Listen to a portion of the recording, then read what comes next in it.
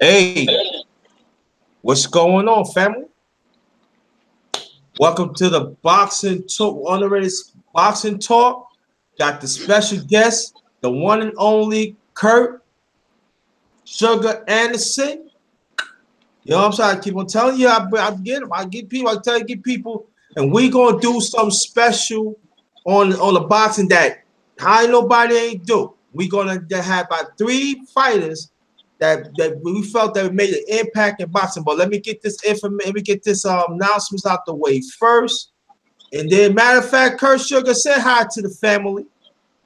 Hey, what's going on, chat? My name is Kurtis Anderson, aka Kurt Sugar. I like talking boxing. I'm from Newark, New Jersey. I'm from a boxing town, and I've been involved with boxing ever since I was 7 years old. And it's a passion. It's great to be on my brother's show, Underrated Darkness.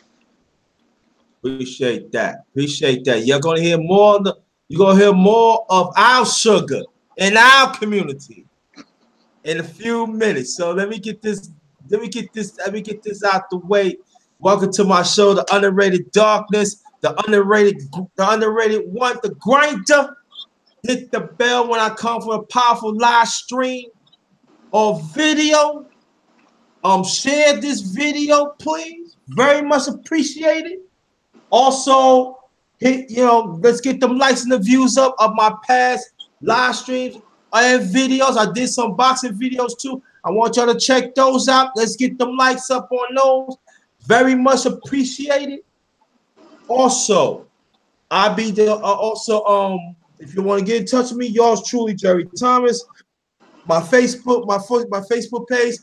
Like I said, yours truly, Jerry Thomas. Also, I have a Facebook group. All in caps, JT MVP, thinking for ourselves. Again, JT MVP, thinking for ourselves, all in caps. Also, I have an Instagram account.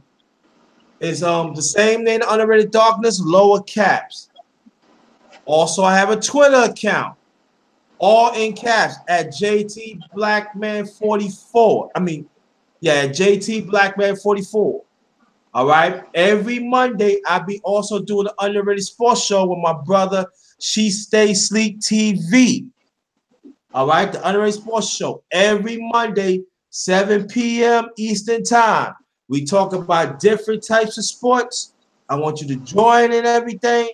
Join us and everything. We be having some powerful discussions. And sometimes we talk about the lives of that figure, of the sports figure that we talk about. So join that. So join that, please. Also, I'll be doing music. So most likely the week, God's willing, the weekend, you're gonna hear me do something about music. Also, I have a late boxing talk too. Sometimes I do at night.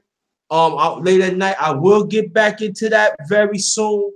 So stay tuned for that. So I'm sorry. Every Monday, I also do a fellowship live that I cook.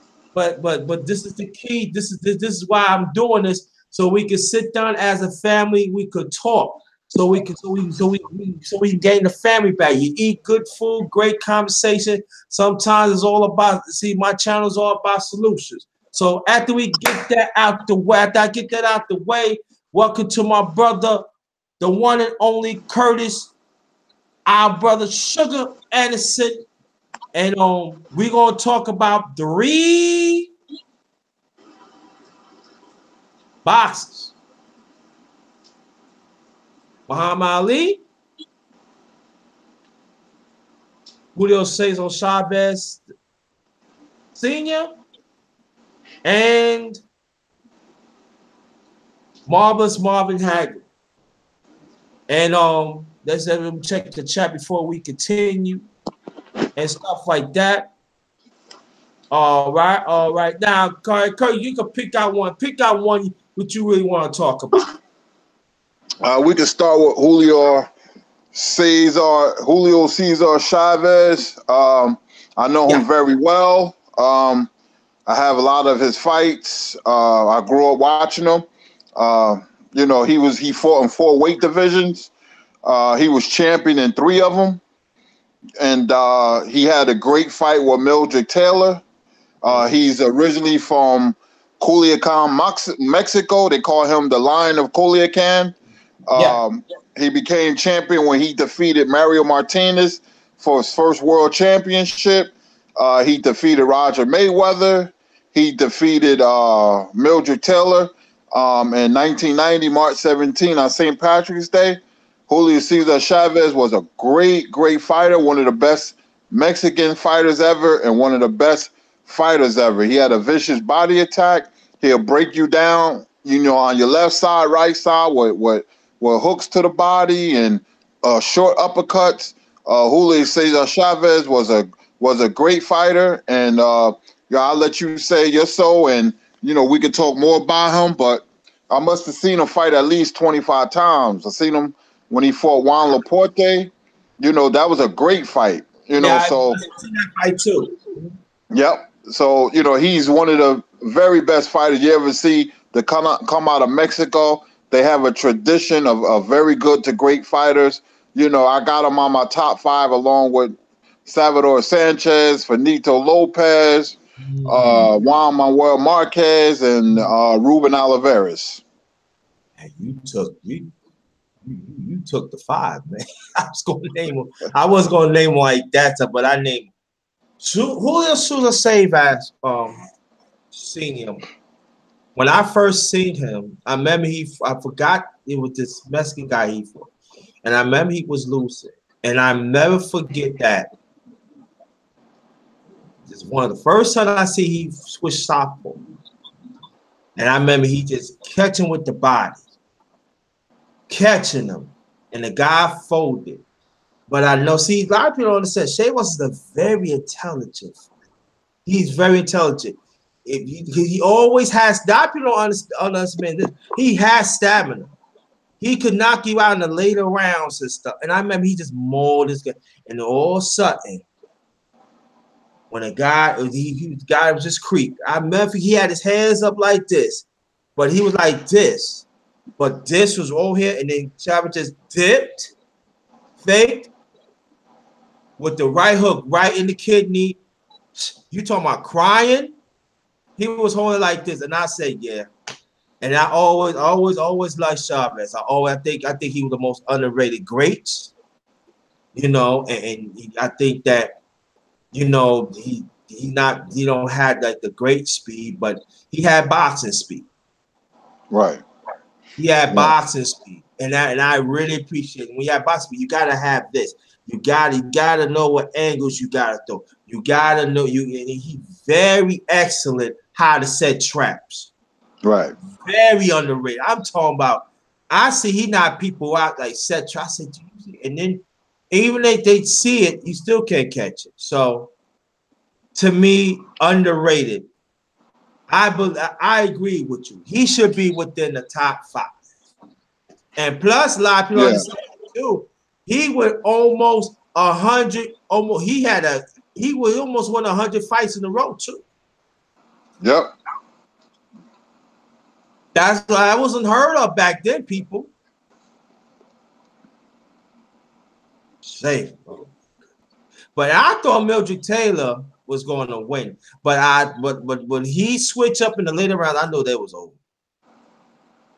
You don't go. I'm sorry, underrated. That just goes to show you that he was losing, and Chavez was always a very relentless fighter. You know, he was determined. You know, he sent Taylor to the hospital. Mildred Taylor was never the same after that. He had a lot of broken bones in his face. Yeah. You know, and Taylor didn't fight the smartest fight. You have to fight smart against Chavez because he'll break your body down, and then he'll start going to the head. And then you can see the punishment come to fruition in the later rounds. That was his style. I seen him do it to Mario Martinez. I seen him do it to Edwin Chapo Rosario. I seen him do it to a lot of people. You know, he couldn't do it to Purnell because that was a style he had problems with. He had problems with footwork and somebody who could move and circle around him. But if you stood in front of him, you was going to get knocked out, and he was going to break you down, then knock you out. Yeah, and I think Mildred Taylor fought a smart fight through the later rounds, and then I don't know because see that's and I'm going to ask you this question after that.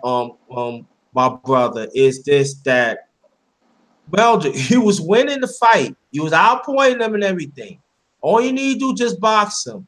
But sometimes a fighter gets greedy. Now, the question I want to ask you, what you seen boxing, why do fighters? I want you to explain to people, and also sometimes me, because sometimes I have to remember this myself. It's been a while.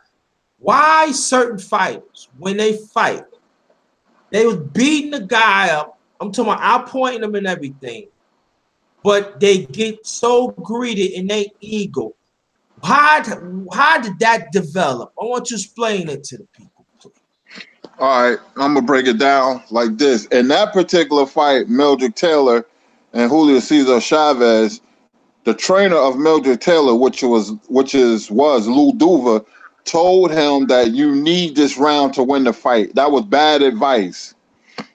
Mildred Taylor could have just moved in the 12th round, the whole entire round, and he would have got a unanimous decision. He was up on the scorecards. Now, the Yes. second part of that is that they have this warriors mentality. Billy Conn was beating Joe Louis in 1941, and he said he got greedy, and he said that what's the sense of being Irish if we can't be stupid? That's what he said, you Yeah. know, and Billy Conn was a character. And I seen a lot of fighters lose in the 12th round for some reason. They don't play it safe. They don't use their head. And see, Mildred Taylor had that Philadelphia warrior spirit where, you know, he was going to fight every round of every minute of every round, you know, and he didn't have to fight like that. You know, him and Purnell was great Olympians, but Purnell was always better than Mildred Taylor because Purnell used his mind. And Mildred Taylor wasn't as smart as Purnell. He could have beat Chavez easy. He was getting hit with tail end punches. He was getting hit with unnecessary punches. He was just waiting a little too long. He should have used the speed, but he lost that fight because of his trainer and because he didn't fight smart. You know, he had that tough Philadelphia warrior spirit, and it wound up costing him the fight. Yeah. Yeah, and that, you know, that's so true though too.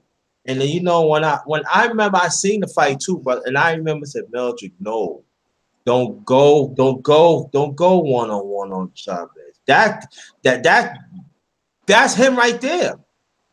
He's an excellent counter puncher when you get him inside. You don't do that, and that's an excellent point that you brought because that was bad. That was that was bad that the trainer had told him. Bad advice. Bad advice. And you know, and so to me, Julio Cesar Chavez to me is an underrated great, and I salute him. And he, like you said, he won multiple champions, multiple weight class. He sure did. He You sure know, did. Featherweight, lightweight, mm-hmm. and junior welterweight. Welterweight. And at that time, they didn't have all the stuff like nutrition and stuff back then. They didn't have it then now. So that was groundbreaking of the lower weight class at that time. And he one of the first ones did that. Now, I mean, I forgot the other one I did was like said I did a live show by Sandy Sadler, but he did it he do a featherweight, he do it junior featherweight and featherweight. Joseph Yeah, Joseph he was featherweight and super featherweight Super featherweight, right? champion. Champion. And people, check out. I'm telling you, go to my channel. I want you to look for Joseph Sandy Sadler. Very underrated. The man had 101 knockouts in 12 years. He retired when he was 30 because of eye injury. If he wouldn't have his eye injury, ain't what telling how many knockouts he got. Go to him, Joseph Sadler. So, all right, we got Chavez, we got him out the way. Let's talk about, you know what? I want to talk about Muhammad Ali. Okay. And what's your take on Muhammad Ali to you? Oh my gosh, man. You know, Muhammad Ali was a larger than life fighter, a larger than life person. Uh, Out the ring, he was social conscious and an activist and a philanthropist. He he had a rallying cry, "Black is beautiful." He was about his people. Um, in the ring, the fastest heavyweight ever by far. He was just a one of a kind marvel. He hit his prime in 1966. Ali was born January 17th, from Louisville, Kentucky, and he was an Olympian. He became champion in '64. When he upset Sonny Liston. His prime fight was in Houston. Against a guy by the name of Cleveland Williams, and the rest of Ali. He beat Foreman. He beat Frazier, probably one of the greatest trilogies in boxing history, if not the greatest. Yeah, it He is. beat Ken Norton. He fought everybody: Ron Lau, Ernie Shavers, Jerry Quarry. Muhammad Ali. I can go on and on and on and write a book about him. I never seen nobody with the smarts, the hand speed, the coordination of a young Muhammad Ali in the '60s, and we talk about the '70s Muhammad Ali, where he won his biggest fights, but the '60s Ali was something special. Remember, he lost 3 years because he got suspended, Right. unjustly.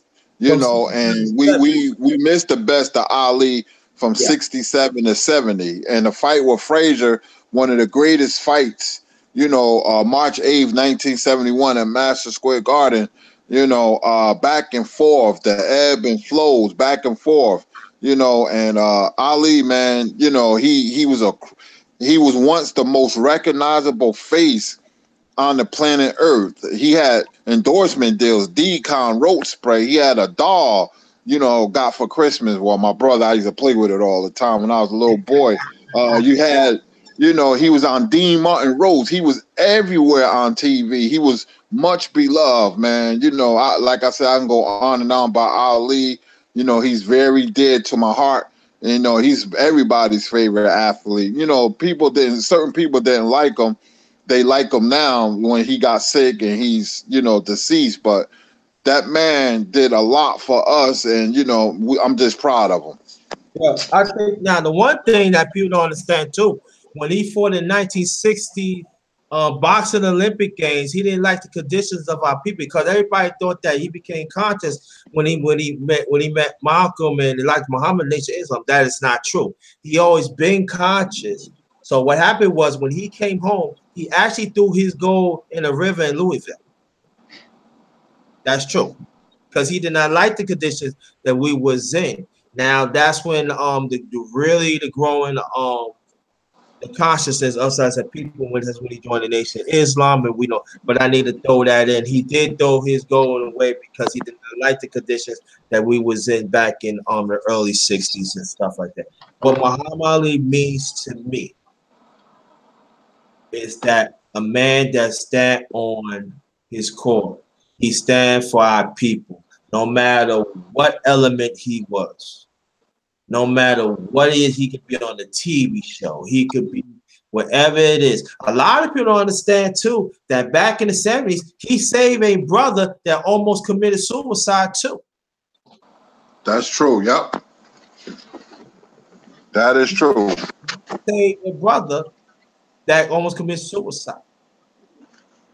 And and Yep. then when I see that when I was little, it means a lot to me because there's somebody that looked like me and like that. Now I'm gonna drop some on these people. Now, you remember Muhammad Ali that fought in '74, fought against George Foreman. Now, a lot of people don't understand. Now, I'm gonna connect the dots here. George Foreman fought for a '68 Olympic team, and I believe he became a champion. What happened? Why Africa never liked George Foreman? Because they thought George Foreman was for the establishment and Muhammad Ali wasn't. Because you got to understand one thing, too. A lot of people don't understand this, and I didn't mean to get the subject. Africa back in the '50s and going to the '60s, they was fighting for their own independence of different nations. And so what happened? They remembered about George Foreman fought in the '68 Olympic was holding the flag and stuff like that. Then you got Tom, you got John Coles, Tommy Smith. They had the fists up and stuff like that. See, Africa at that time, they identified this, but they did not want to identify the flag. And that's why George Foreman got all that whiplash and stuff about it, because he did not stand for that part of that consciousness of our people.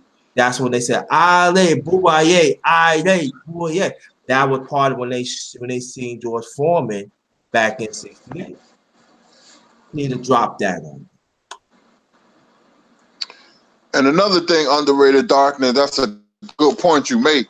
Another thing, when the fight was going on in Africa, George Foreman had that German Shepherd, and he alienated Africans because the Belgians, when they was over in Africa way before that, they used to sick German Shepherds on the people over there. So when George Foreman had the German Shepherd, they was like, oh no, and they automatically went against George, and that was just a bad omen with George. He sustained a cut. The fight had to be pushed back. So, before the fight, things didn't go well for George Foreman. So it was all Ali, and George was like, I'm black too. But, evidently you just didn't connect with the people over there. No, this is the thing, right? This is the thing about it, that we like George Foreman, that he made his comeback, you know what I'm saying? And, go like the late '80s going to the '90s, but at that time he did not identify with us as people. He refused to identify with us.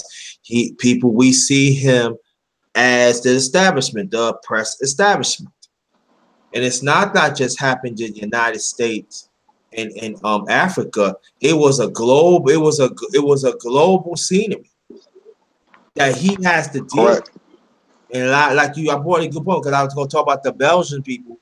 That I was gonna bring. I'm glad you brought that up, and it reminds them. It was like a reminder. Nah, you bring in a dog that stay oppression stick on us, and in the '68 Olympics, you waving that flag. Nah. So when he came in, it was about he was gonna lose him, because at the time, I was playing people what's going on. See, at that time, I was born '66. So when I got older, I tend to know a little about this. At the time, us as a people, we was fighting for Black power.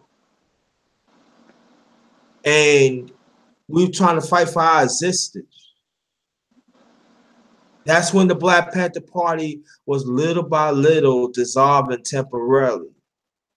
And so then you got the Nation of Islam with Louis Farrakhan, the young Louis Farrakhan at the time. Then you got the music. We talk about Black music, the Spinners and stuff like that. But none of them did not want to identify with George Foreman, because he was part of the oppression. That's why you see James Brown played it. You see the Spinners played it. You see everybody identified, because Muhammad Ali identified with our struggle. And George Foreman refused to do that. And so that's what was up. That's what meant to me. But Muhammad Ali has won the heavyweight title 3 different times. First ever did it.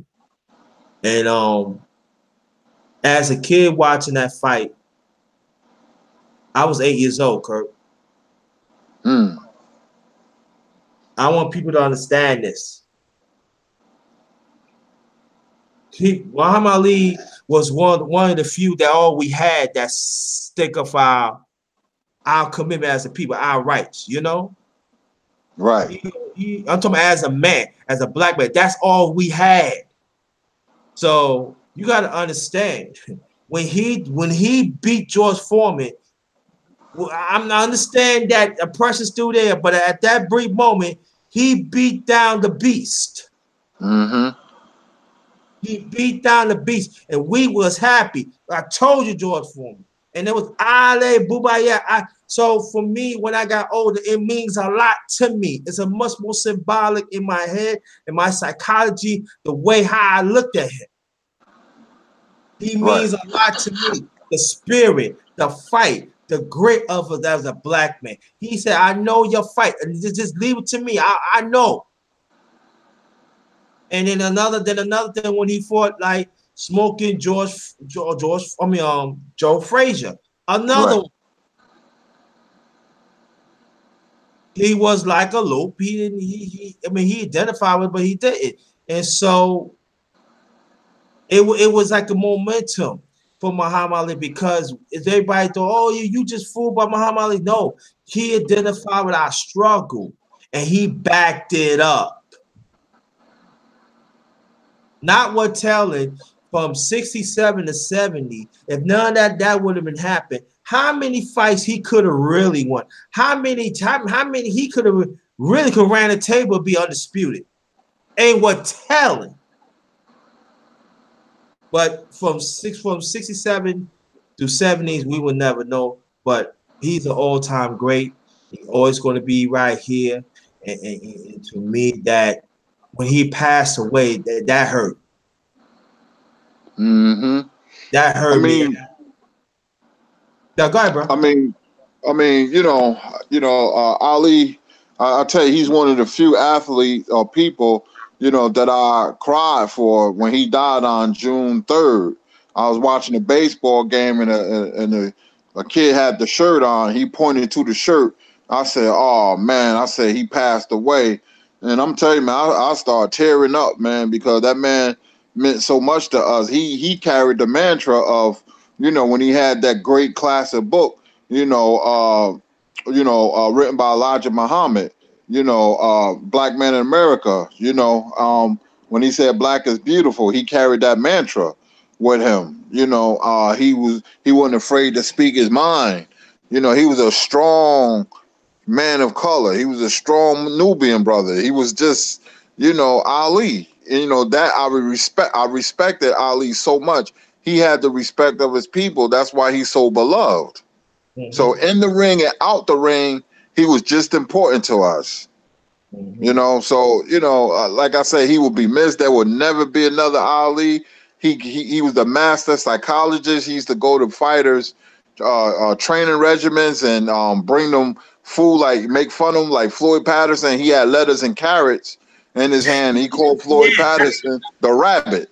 He gave you yeah, nicknames because of your characteristics. Yeah, yeah, Ali was a one of a kind, and I want everybody, you can go out and get brain, skill, and guts. That's the life and times of Muhammad Ali. You will enjoy it. It doesn't cost that much. You could probably find it on YouTube, but brain, skill, and guts. The story, the life and times about Muhammad Ali, and you'll laugh and you'll be happy, and you admire his skills that he carried in the ring. yeah. And and I'm saying a few more last things. Then we're gonna go to Marvelous Marvin Hagler. But also, I want to ask you a question. And I also want to talk about the fights that that happened this past weekend too. And then also, I would definitely want to touch on Furry against Bomb Squad and stuff like that. But we're gonna Hmm. but for me, I want people to understand this, that there's always they throw dirt at Muhammad Ali. But just remember this. Maybe that man have flaws, but when it comes to our people, he was there. When he talk about that we need help, he was always right there. And I want us to remember. I was talking about us as melanin people. Now the humanity, it goes for humanity too. But for us as a people, let's keep his memory going because he gave so much to us that he didn't have to, but he did. When a man says, "I'm not fighting because of my religious beliefs," And then he had to deal with Supreme Court. He didn't hardly make no money, fam, from 67 to 70. And then he had to get a boxing license in Georgia to fight. So, but at the same time, he was still fighting 5 people. He still was like going to speeches to let people know, yeah, his religious beliefs, but at the same time, I'll fight to be counted in the human race. And let's remember that. Let's remember that also of his talent. He used boxing to let people know, no, you're not going to treat me that. I'm a man. I'm a black man. Respect me as a black man. If not, ask Ernie Terrell. He tell you. He sure would. Ask him. He tell you. What's my name? I'll never forget that. Now, Terrell, you know, I know you. I hope you're watching. You remember, right? I bet you said Muhammad Ali right now. But that's how it was. You're going to respect me and my people. Or if not, you're going to pay for it. And that's why I respect Muhammad Ali. But before we get to the Marvelous Marvin Hagler, I want us to touch on the fights that throughout the weekend and also the big fight that in December, Staples Center, Bomb Squad against Fury for the WBC Heavyweight Championship, one of the most coveted championships in boxing. Touch on that, my brother.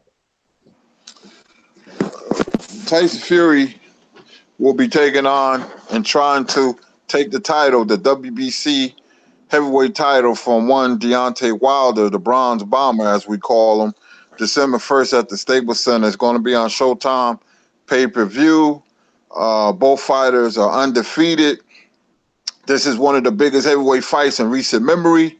Tyson Fury is a boxer from England, 6'9", move around the ring. Deontay Wilder from Alabama. He's very athletic and he's a devastating puncher. You know, I call it the Alabama Slammer, one-hitter quitter. You know, the good night sweet prince. That's what I call his right hand. You know, this is a highly anticipated fight.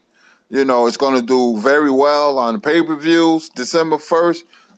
I'm looking forward to it. You know, so I have my predictions. I'll give my predictions, but I'm just looking forward to the fight on December 1st, and I'll be right there to watch it. Yeah, okay. My take on this, brother, is that. I wish instead of AJ Fag Juice, I wish Fury would have had those belts. And it would have really been much more meaningful to me. And I'm going to touch on that too. I'm going to touch on that in a few minutes. But I'm looking, and I might add two more people on the platform. I don't know. It depends. I see what's up. You know what I'm saying? Anybody had questions for the great Kurt Sugar? Drop it in the email. And yeah, fag juice, yeah. And but for me, this is the fight. This is the fight that we want to see. Now, there's some people say, "Oh, this is one day." No. This is a fight. This is going to be the fight. It's going to change boxing. This is the fight that is going to be put up or shut up. And I believe Fury is going to move. He's going to do his thing. But I really believe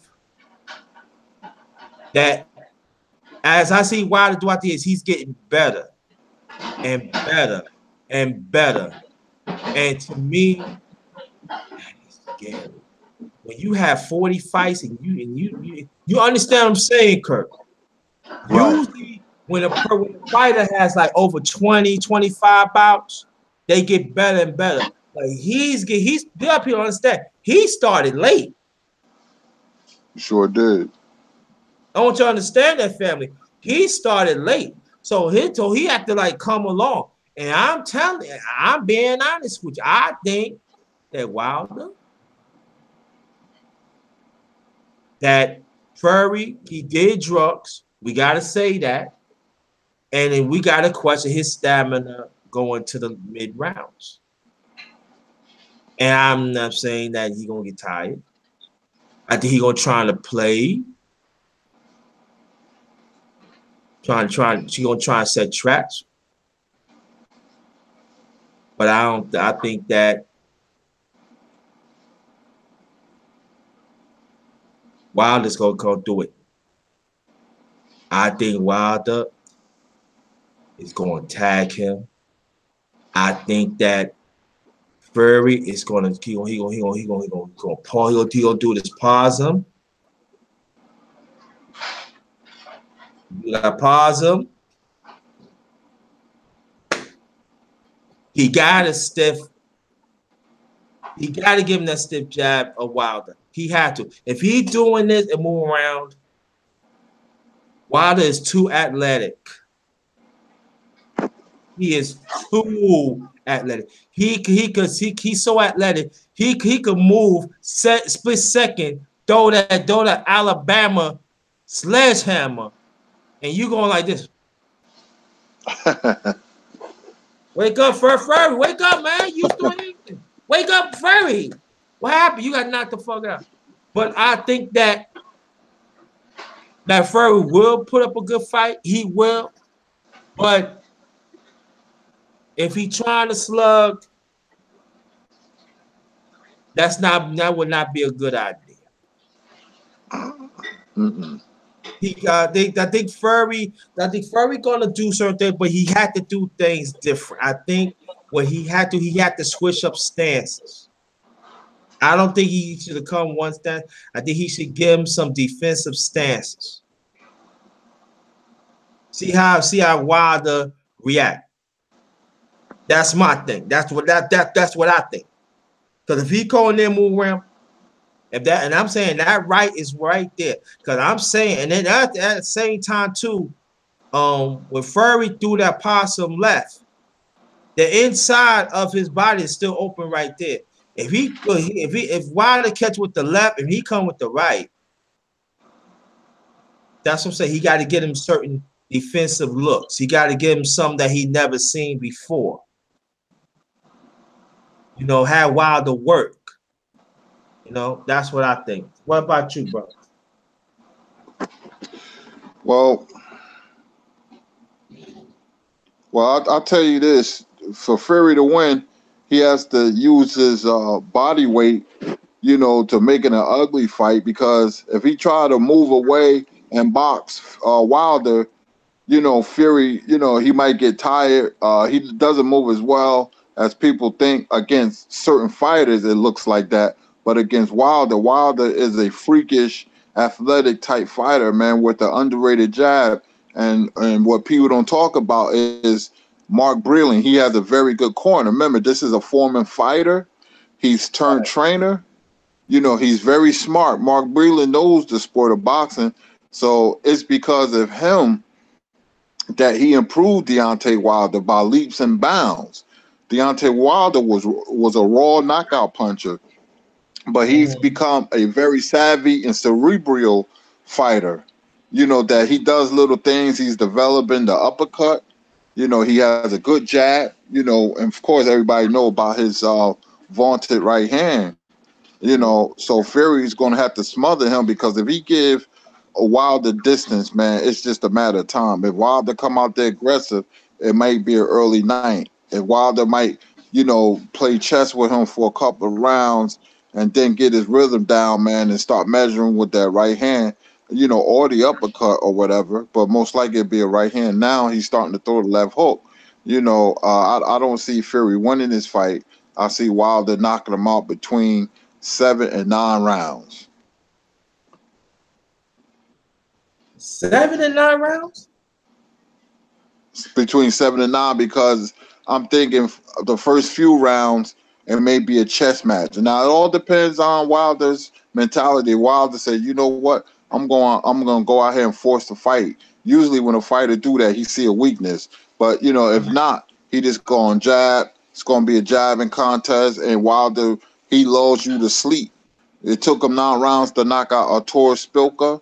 It took him 10 rounds to knock out Ortiz. So, in the second, that tells me in the second half of a fight, he has a very uncanny, savvy way to land that right hand. But you know what I think, brother? I'm being honest with you. I think that Fury, if his macho, if his gypsy way is going to get him in trouble, I said in the mid rounds because I think that he's going to exert all this energy. And he said, I got to go after him because he knows if he get catch with the right, it doesn't make difference because I think he's going to get catch with the right anyway. But I think that Fury is going to. I just thought about it because I had to really I had to really think of the fight very as my own boxing critic. As Fury, we already know that sometimes he don't be disciplined. He's not disciplined. So I think that everybody talk about, hey, the Bronx Bomber and this and that. I think he probably getting his ego and he's gonna go nut. He's not gonna box him. And that's what I think that he's gonna get tired. And that's what I'm saying. That if the drugs kicked in, sometimes people don't understand when you do drugs for a while, it does zap, your energy and stuff. So I believe that Fury's gonna get tired. And I think Wilder's gonna catch him in the mid rounds. Now, doesn't negate what you're saying because I agree on that. But I think that if Fury be off his game plan, that's gonna be a real early night for Fury. What you think about that? Yeah, like I stated, if Wilder go in there in the early rounds, 1 to 2 rounds, and see something that he can exploit and take advantage of, he gonna get Fury out of there early because Wilder has a lot of killer instinct. See, he has like an edge to him that I like. He's a knockout artist, just like Ernie Shavers and Ron Lyle and George Foreman. He's cut along that mold. When fighters can punch, most of them has an edge about themselves, and Wilder has that same edge. Because I like studying fighters, I like studying them out the ring as well. His whole mentality, his body language is like, I'm coming in here to knock you out. And I like that.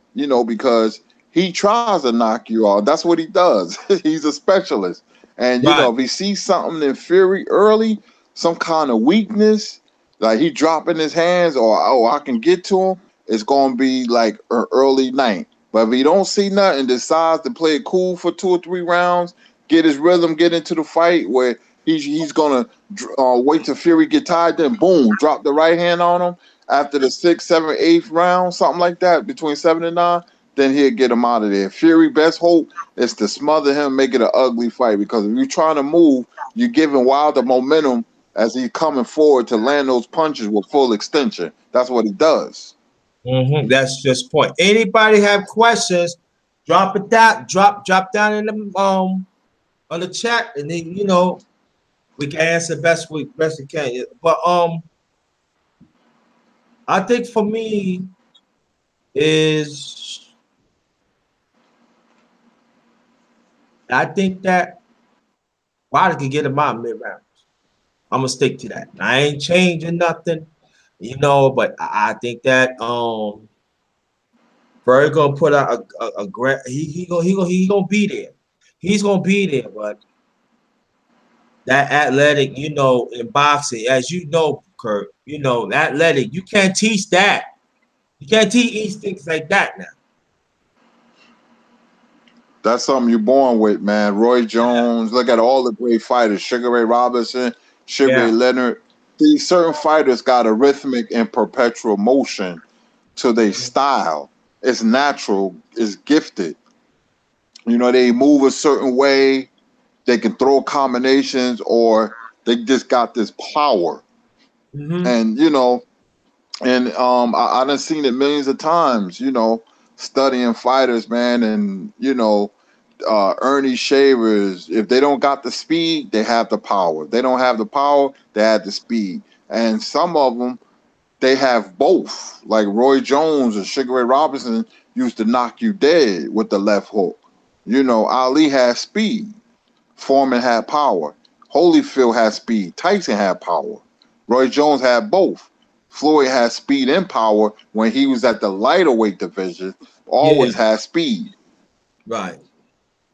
I remember a fight Sugar Ray Robinson back in 57. And he was losing. And he thought the perfect left. They said it was the perfect left ever. What's that guy's name? It's like Gene Fullmer. There it is.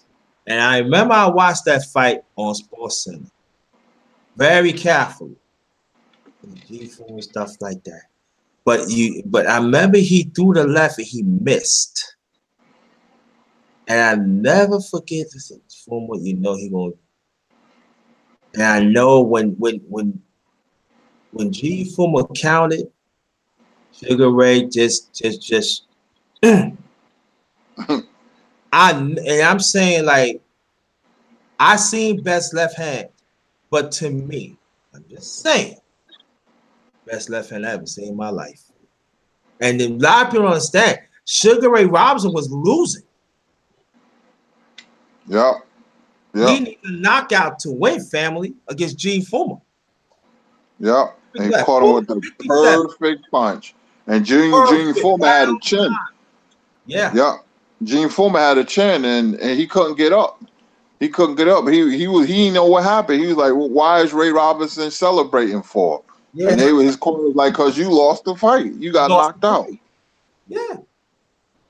And then at the same time, I remember the late great Sugar Ray Robinson and the late great Goose. You know what I'm talking about? I mean, he fought Darrell in the mid-50s, family. This is for the light heavyweight championship. And now you gotta understand, Archie Moore, the Goose, he was chasing for that championship almost 20 years, family. And he was losing back. Darrell was knocking him down left and right. You remember that, brother, right? Oh, yeah. I got the fight in my library. Yes, I do, brother. Yeah, I'm talking knocking him down.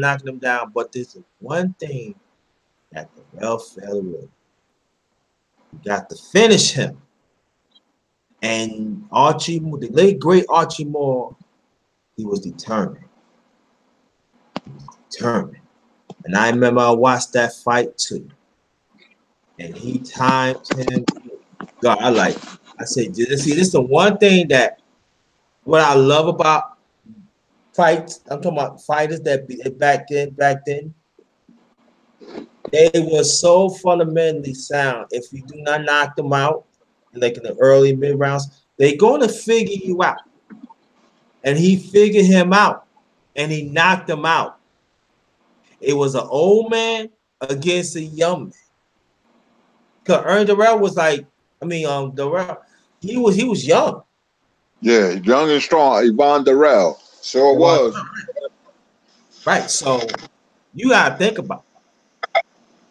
You got to be strong and have this to figure out a fight in the later rounds.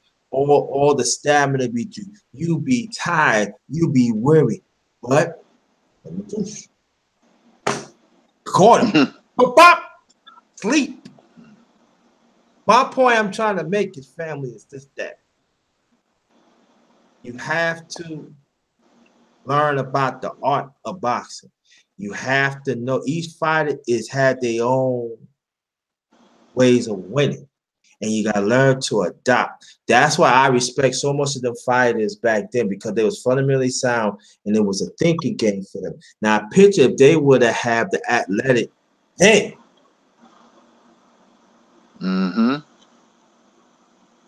Ain't what telling it. And so I just want to put my spin on it, brother. I appreciate it. Now,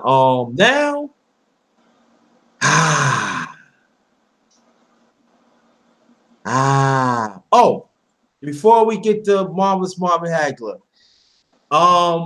is the fight still gonna go on, brother, with Pacquiao and Floyd? I heard rumors. I'm hearing rumors that Pacquiao might fight Adrian Bruner. You know, I'm hearing everything.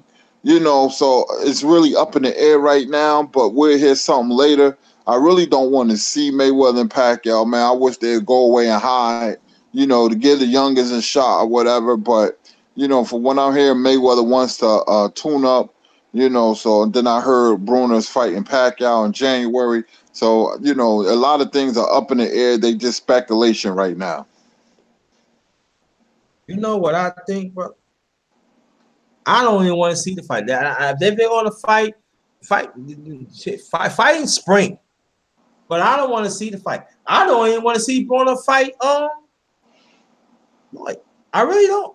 He's supposed to fight. I want them to go away, man. For real, underrated. I don't want to see. I don't want to see. It's a waste. It's a waste of time. You know, I want to see Spence. I want you to fight. Porter or Crawford. That's what I want to see. Now, if you want to get wherever it is, that's the two fights I want to see. We want to see unified. It's about time to unify. Oh, this is my end of the street. Fuck the dead end. Fuck the other street. Goddamn, put the belts up. It's fight. Goddamn, fight. You know what I'm saying? Get that no good bar Aaron out the way because you know he gonna have it. You know, see, people don't know about bar Aaron like we do. Bar Aaron is a fucking snake. He's a snake. So he gonna hold Crawford longer. No, fuck that. Crawford, if do it like this, Crawford, you can fight Porter to help unify the shit. Mm-hmm. You could do that too. And then Spence come along later. And then also Tank and Tank Davis, you need to get you out together because I think if he had his head right, I believe he could beat Lomo. If he had his head right, mature. Yeah. If he would have matured right now, I'm picking him over Lomo. No ifs and buts about it, because you know what Tank Davis is. He is an excellent boxer, and he could punch. Lomo never dealt with anybody like that could punch like that could move like that.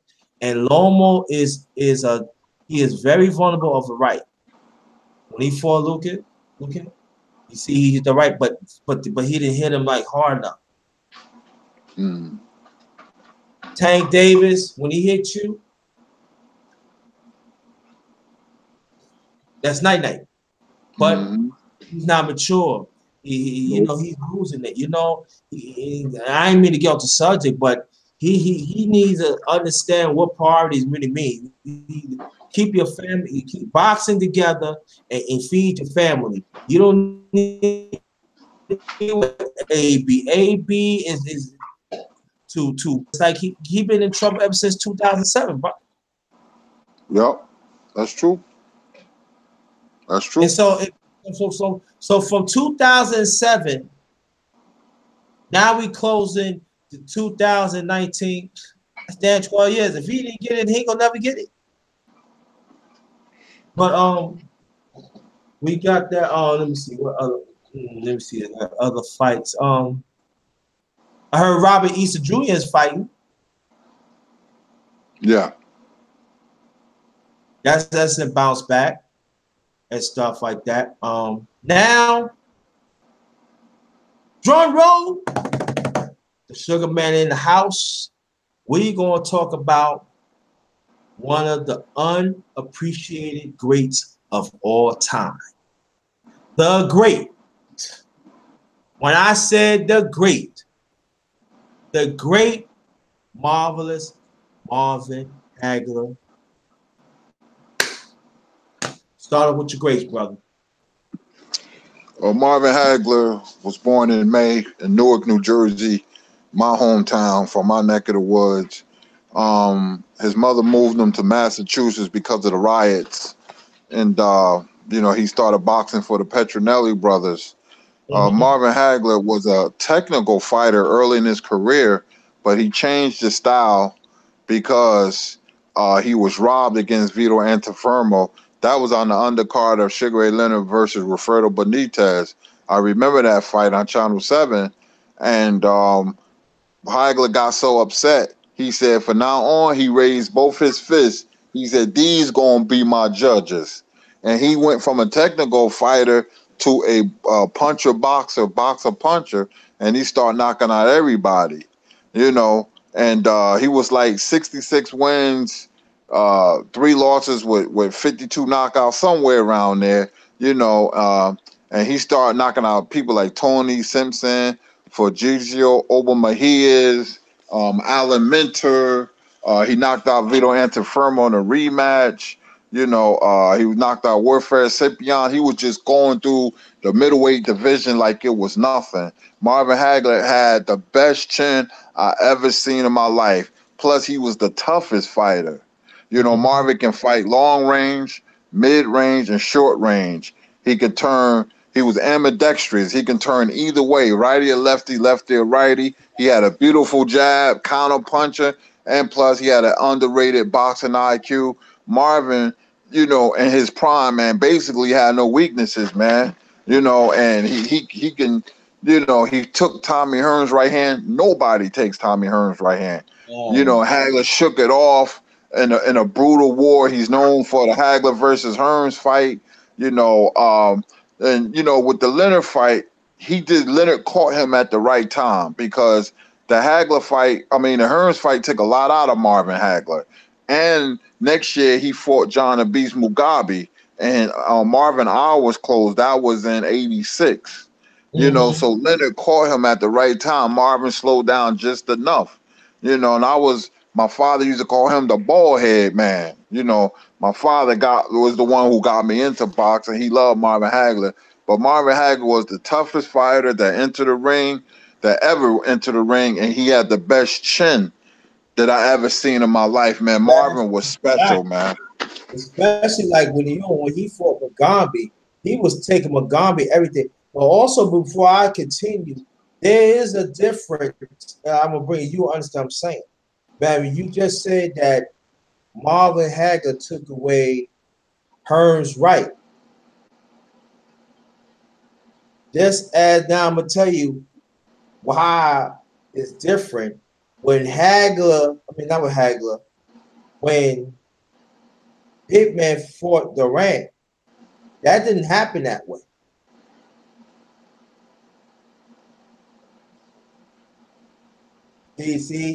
That's what I'm saying. Because everybody thought that Durant could beat it, but this is like you said, if they took away at that moment, at that time of Hearns' career, he was catching. I remember I seen that fight too. I didn't know that it was going to end that way. Mm-hmm.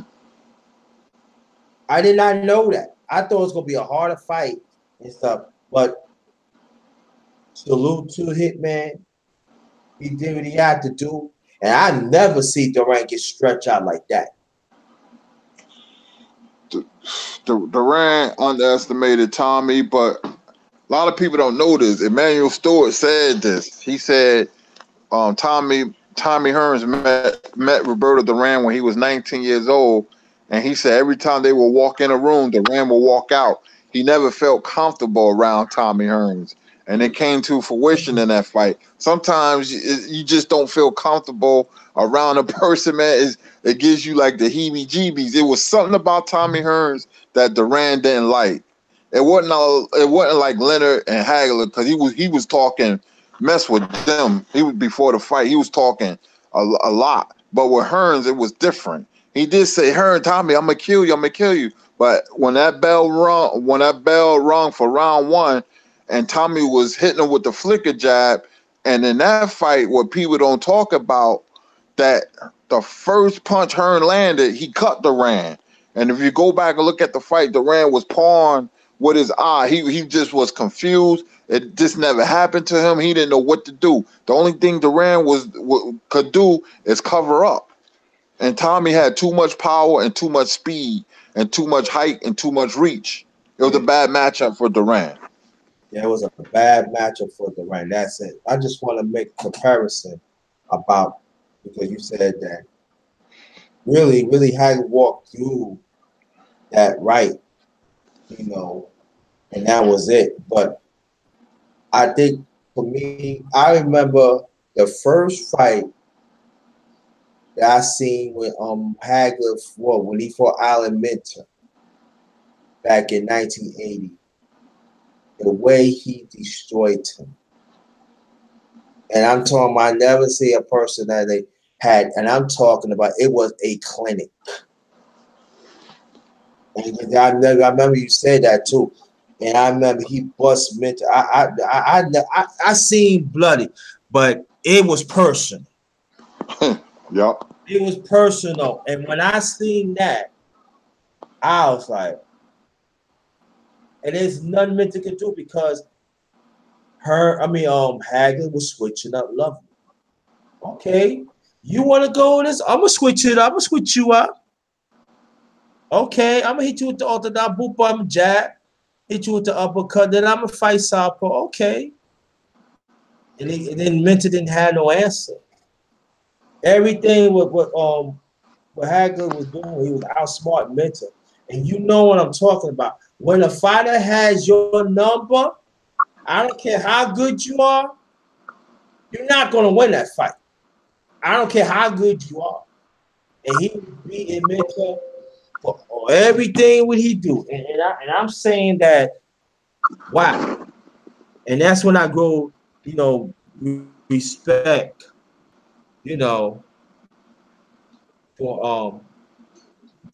for Hagler. And I appreciate him, because he took out all comers. He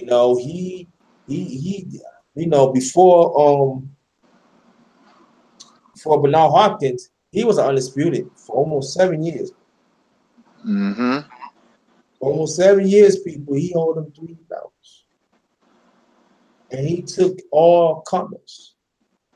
And you're right. You said Leonard caught him in the time and stuff like that. And I think that what I didn't like about Sugar Ray Leonard after the fight, you should have given him a rematch.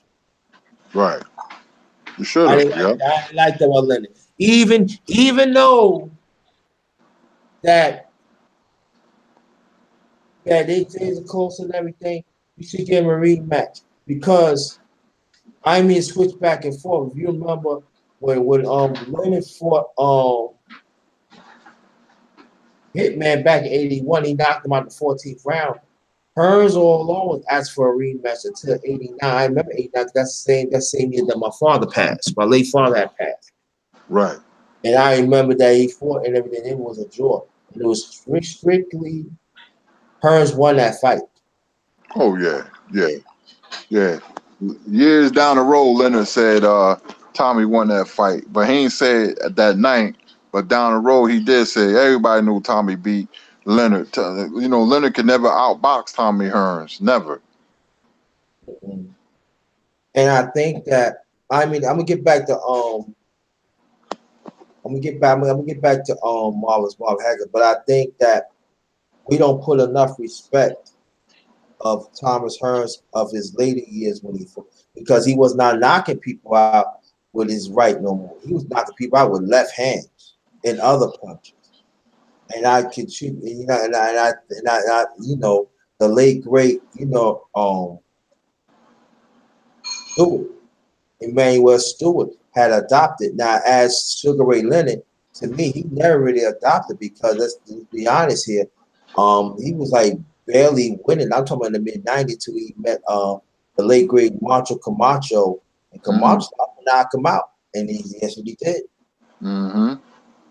Yep. So if you look at two careers, Sugar Ray Leonard had the best career when he was earlier, but he faltered. Hearns was still doing his thing, but he was still. But Hearns had the better career because you think about it, Hearns got more championships than Sugar Ray Leonard, and plus he had unified half of them too. Yeah, Hearns was knocking out people from welterweight to cruiserweight. You know, he was 5 times, different world, 5-time champion. So Hearns had a great career, man. Mm-hmm. And he don't get the credit he deserves. I'm talking about Kirk. You know the lady. Yep. He don't get the credit. See, He don't get the credit. fighters like Larry Holmes was in Muhammad Ali's shadow. Tommy Hearns was in Sugar Ray Leonard's shadow. Evander Holyfield was in Mike Tyson's shadow. You know, they don't get the love they deserve, man, but they were some special great fighters, man. Great fighters. Yeah, yeah, and I appreciate that because I wish fighters would do that again. I want to see great fighters and stuff like that. And shout out to the chat. But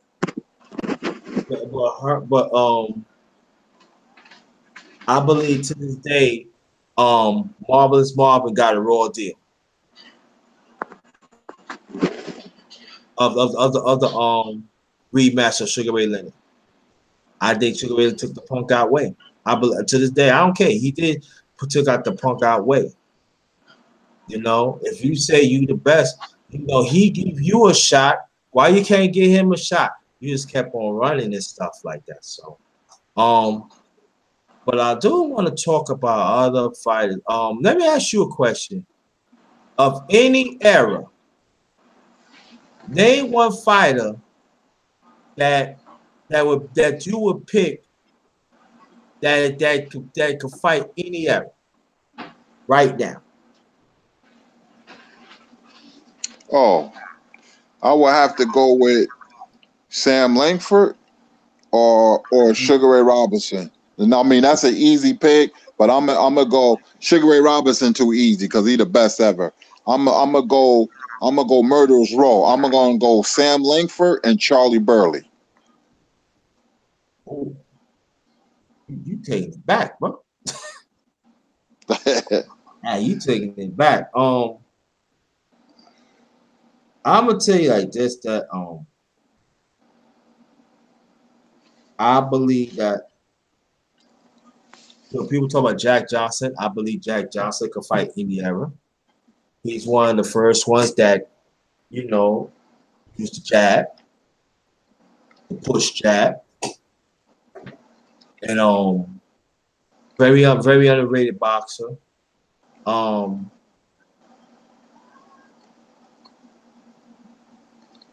I would pick Jack Dempsey. Okay.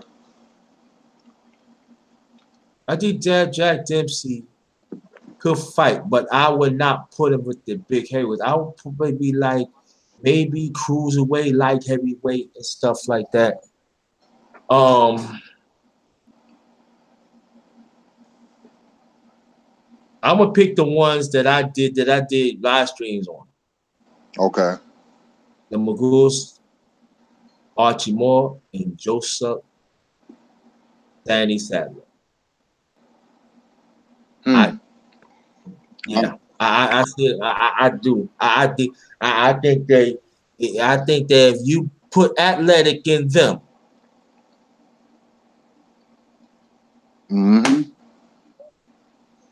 See them old school fighters, man. They had grit and determination. They would not quit for nothing, and they will come at you because if you ain't gonna take them out, if you don't take them out, they're gonna take you out. And Charlie Burley, Sam Langford, Gene Tunney, Henry Armstrong. I was going to name. They were great fighters, man. Oh yeah, they were like great fighters, man, and they'll definitely get you. And Henry Armstrong will be all over you like a cheap suit. And I did a live stream about Harry Armstrong too. Okay. Check it out. Okay. Yeah, and but let me see. But those are the fighters. There's more that I like. Now, I liked it as a Charles. Mm-hmm. I like as a Charles. I like Jersey Joe Walcott. Floyd Patterson.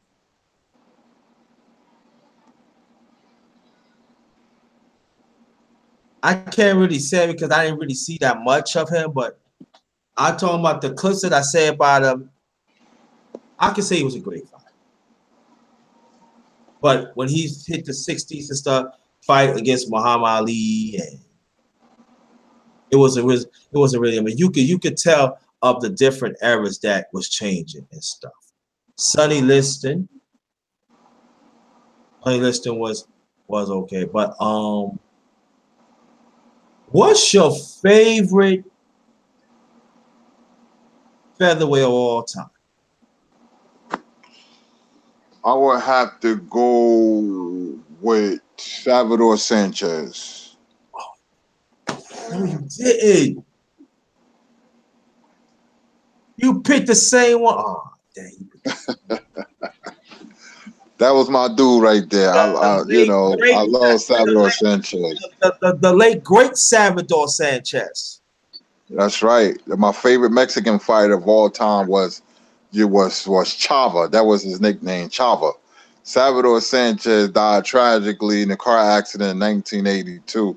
He had a record of 49 wins, no defeats, Was it and 84? one draw, one defeat. And that was I think advantage against Antonio Becerra. But Sanchez was a great fighter, man.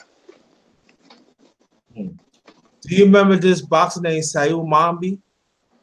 Yeah, he was a junior welterweight. He fought till like he was 40 years old. Yeah, I know Saul Mambi well. Yeah, I remember him very well. I remember him too. So tell the people somewhat about Saul Mambi. Saul Mambi is son fighting in the Garden. He fought as a junior welterweight. He didn't do one thing great. He did a lot of things good. He used his experience to outbox you. I forgot who he fought. It escapes me, but I've seen him fight at least 10 times. He was a very durable fighter with a high boxing IQ, didn't have a lot of power. He would just outbox you, and get the decision. That was Saul Mambi. Yeah, he didn't. His record wasn't all that, but he won a lot too. He outboxed you and stuff. I remember I seen him back in, I said about 79, 80. And let me ask you something. I'm sorry to cut you off because I'm very curious. Maybe you can tell me this. Was that Saul Mambi in that Patrick Swayze and Whoopi Goldberg movie Ghost? Was that him or no? I don't think so. Oh, okay. I could be wrong, but he looked just like him. He looked just like him. It does, right? Yeah, I always wonder. I said that can't be Saul Mambi. Yep.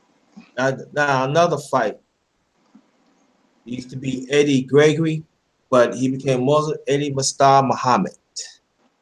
Oh yeah, Eddie Mustafa Muhammad, man.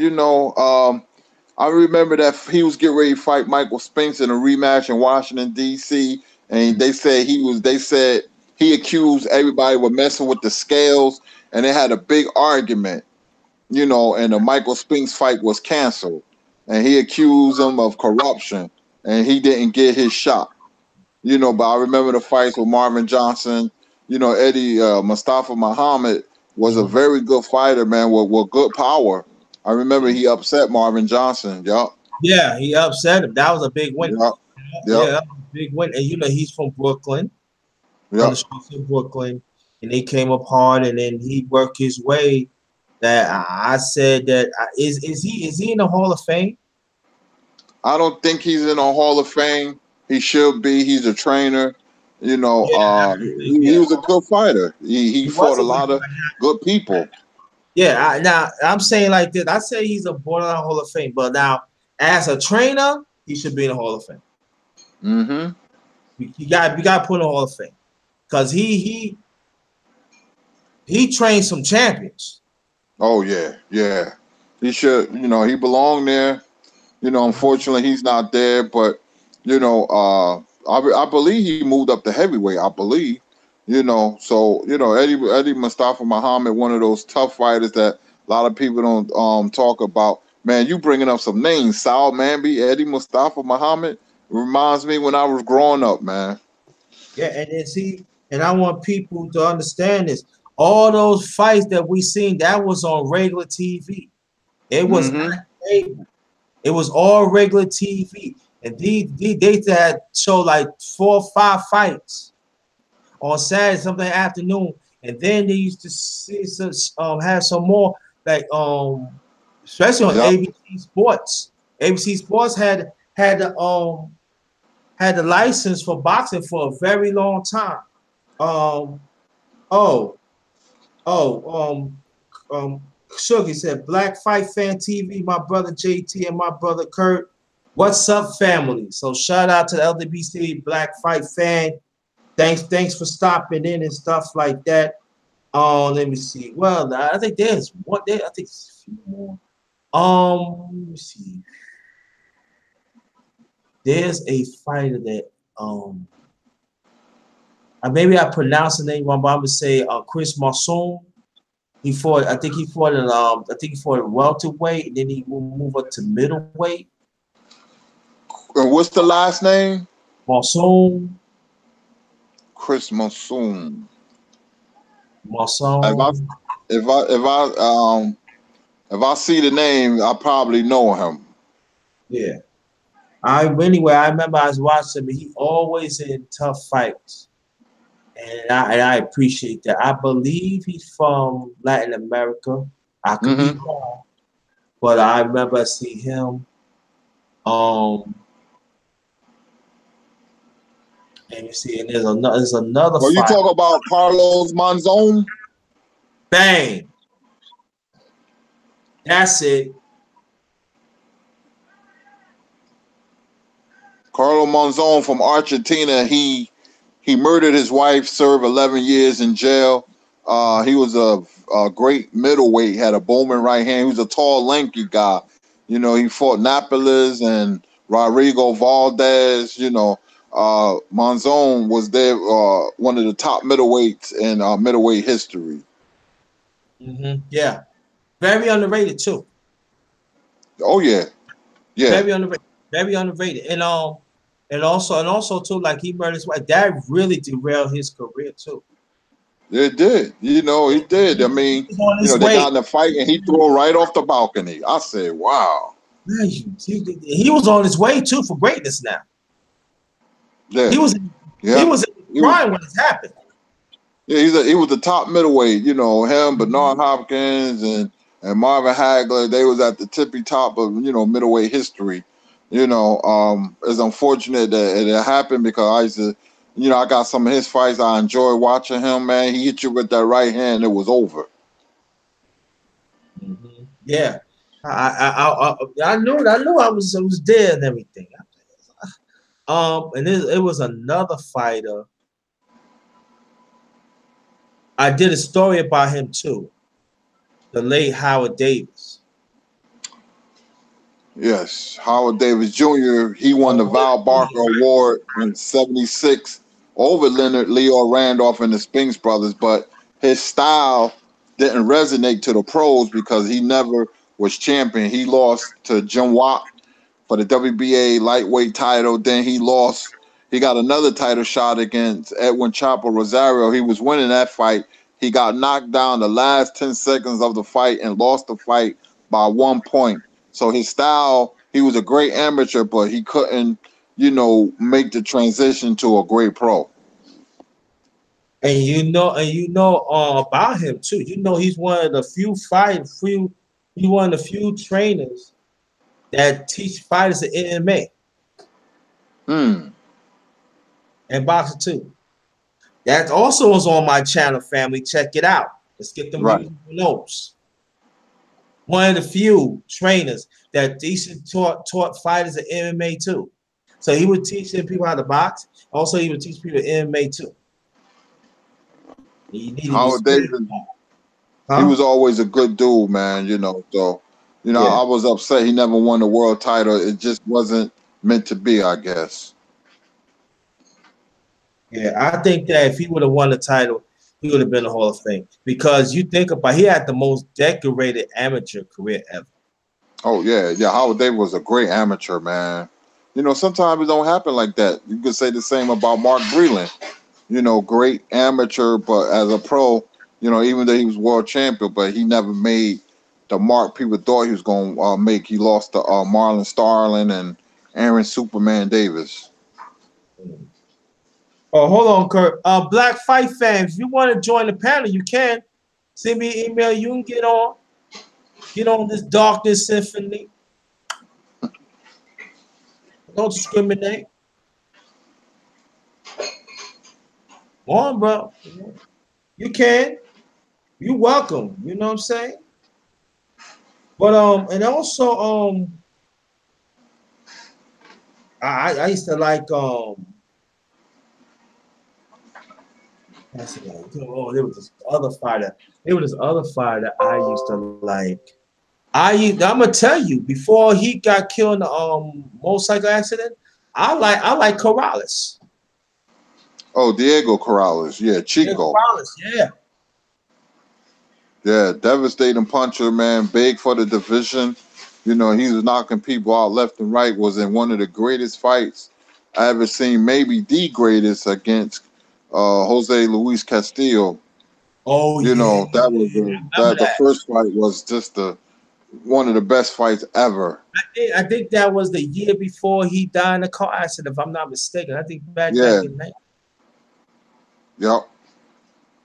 And then he came. I'm telling you, Castillo was beating him. And I forgot what's that trainer's name. Oh my god, one of the great trainers. Goosen. Yeah, he said you got to go after him now. That's it. And he went after him too. He did. You got to go after him. Mm-hmm. And the one thing about a lot of people don't understand about Corrales, yeah, you gonna catch Corrales and you gonna knock him down a few times. But there's one thing about Corrales. He was an excellent finisher and a boxer too. When he catch Corrales, when he catch Corrales with that right, that was it. Yeah, He yeah. just peed him off. Now, despite he lost the next one. But that fight me right there, that was a scene to Diego Corrales, the late great Diego Corrales. How Yep. he come back. He was getting knocked. Now people don't understand. You can get knocked down and get up. But he was getting like slaughtered and getting up. Dead. I'm talking about out. Spitting out, his mouthpiece. Now to give him more time to recuperate, and Yeah, it worked. the And he green. came back. Yep, and Right, knocked exactly. Castillo That out. was Great clutch. fight.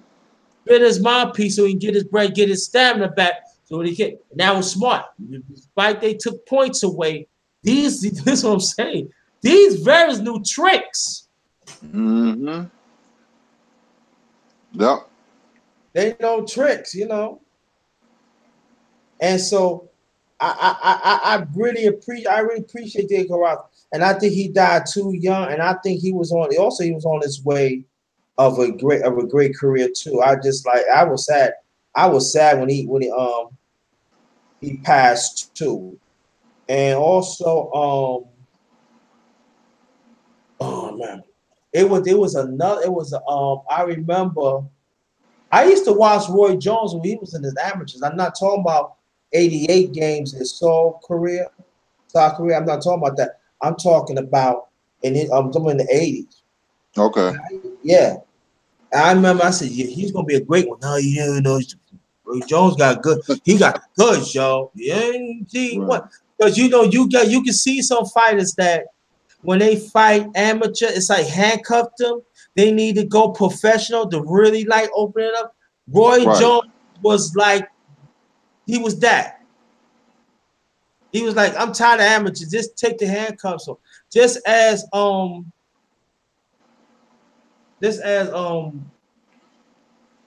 like the 84, like now the fighters. Now people ask me this, and I want to ask you this too. Who do you think that had the best boxing team? You could say any year, but I'm gonna say 76 or 84. I'll say 76. That team was spectacular because they fought better competition. Leonard knocked out Andres Aldama. They was killing people, man. And Leonard knocked him out. You had Leo Randolph, you had the Spinks brothers, you had Leonard himself, you had Howard Davis Jr. 76 Olympic team first and the 84 Olympic team after that. Okay, Sonny Boxing Talk asked me, what was your favorite fight ever? The Thriller of Vanilla, 75. But you know why? Because I seen two gladiators win, and I could actually this one the first time I see Joe Frazier boxed. He was catching my lead with the right.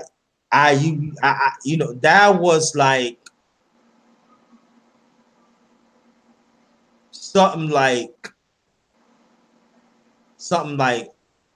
wow. Joe Lewis always came to fight. Joe Frazier always came to fight Muhammad Ali, but that fight, he said, I'm gonna give you some. I know some things too. Because he was using that, but he was catching with the right. And at the same time, Joe Frazier, he was switching up.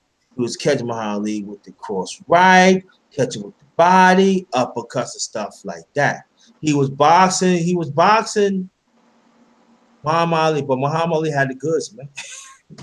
Muhammad Ali, he got that. It's like he got a second gear, right? But in minutes later, they go to like a million gear. You can't. But Thriller of Vanilla, 75. And it was hot. Yes, it was.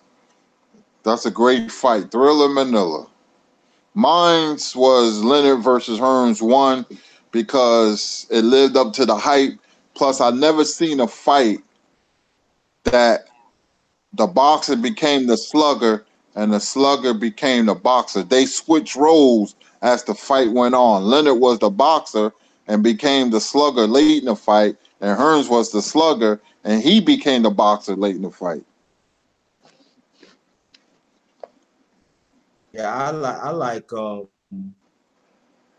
any questions, y'all? Y'all get them out. Get them out. But I like let me see. What was the fight? It was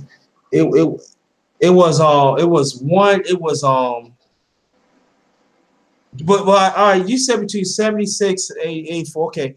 Do you can you name any other Olympic boxing team that is very underrated? I would probably say maybe 60. You had at that time Cassius Clay. I forget. They don't really highlight the other Olympic fighters, but because it's usually 76 and 84 team, that's all you know because that was the more well-known fighters. As far as achieving and having a name for themselves because they went on to become very good pros. But you have a good Olympic team throughout history, but they never did anything in the pros. That's why 76 and 84 get all the love. I would probably say maybe 60, maybe, but I always 76 and 84 stick in my mind because they went on to become pros and well-known fighters. Like 84, Holyfield, Pernell Whitaker. What about 72? I would, I started to say 72, but I think Dwayne Bobbitt was on that team, right? Yeah. Yeah, I remember Dwayne Bobbitt. Just like And my point being, he was a good amateur, but he never did anything in the pros. Nah. And I remember he had this fight named Sugar Ray Seals.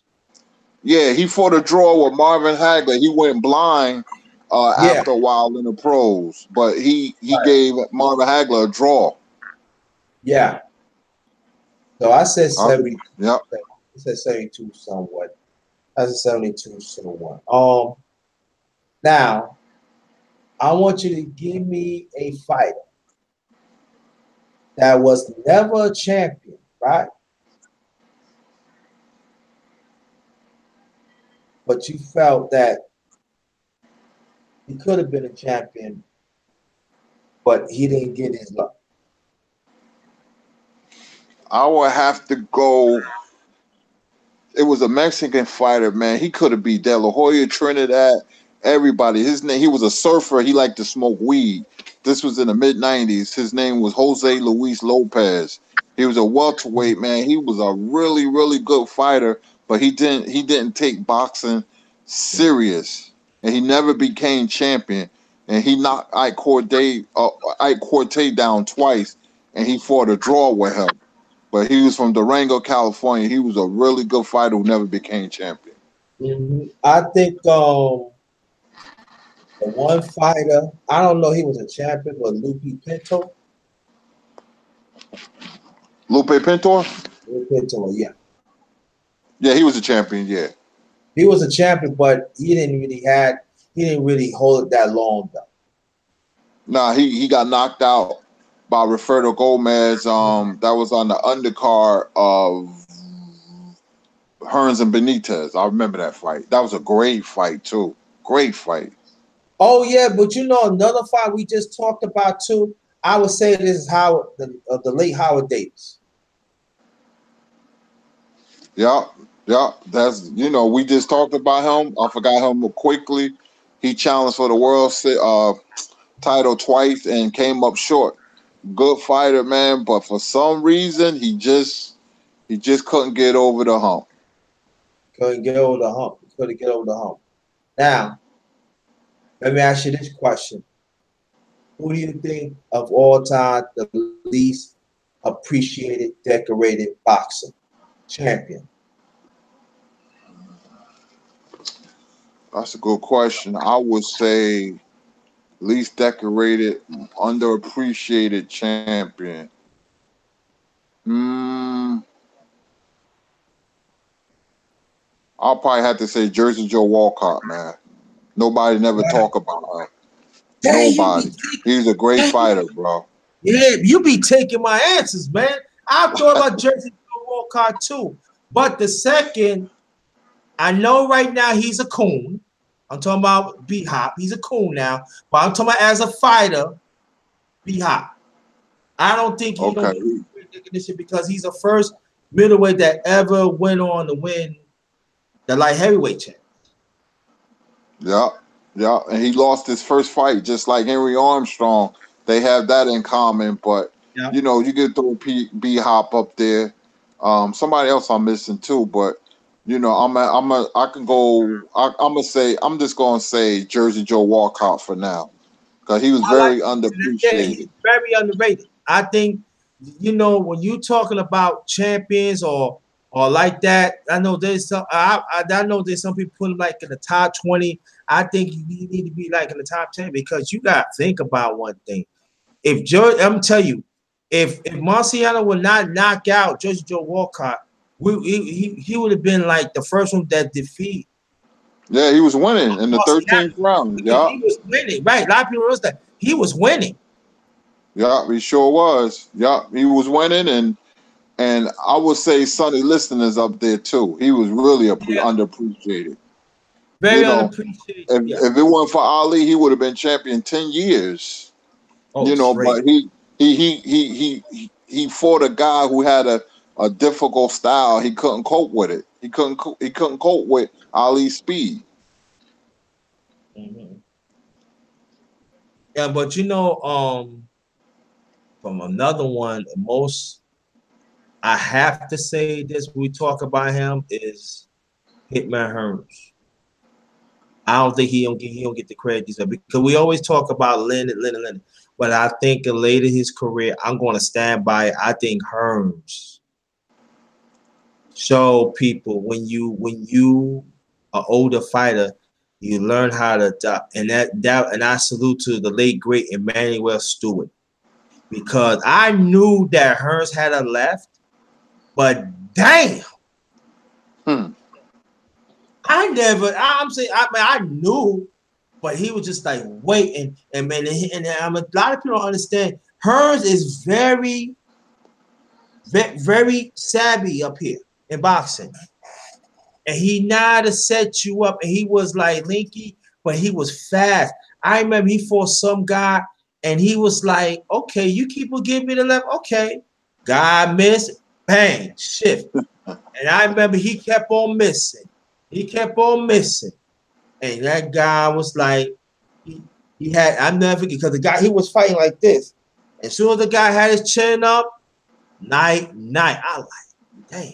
And I think that was, yeah, that was another arsenal that he put. And then I noticed that he started using left uppercuts. He started going, he always go to the body, but he know how to set his body. He know how to set people up more. He was a more technician than before. He was a he was a boxer puncher, but he was a to me, when he got older, he was a technician. He was an all-around fighter. Despite he lost twice to Aaron Barkley, but you know everybody had their numbers and stuff like that. But other than that, I'm just saying. But let me see. What else? Let me see. Now, what do you think? I'm gonna ask you a question because we did talk about we did talk about this. Name one fighter in the past that you will put to fight in this era of the last of the last 30 years. I will.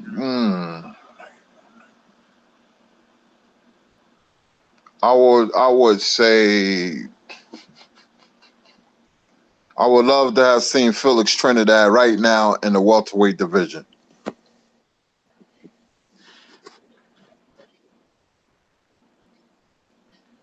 Him and Earl Spence would have been a war. You know what I would say? I would like to see Marvelous Marvin Hagler.